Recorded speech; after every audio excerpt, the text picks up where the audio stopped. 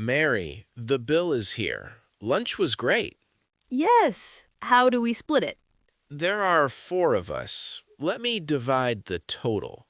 Wait, I only had a salad. Tom and Lisa had steak.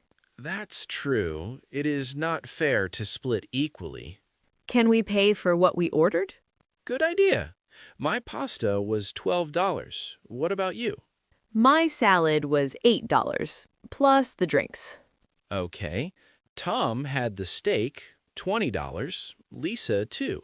So Lisa and Tom pay more. That makes sense. Let me write it down. 8, 12, 20, 20. Don't forget the tip. 15%? Yes, we add it to the total. Good call. Great. I have cash. I pay my part now. Perfect. No drama. Easy and fair. Next time, let's check the menu prices first. Agreed. Lesson learned.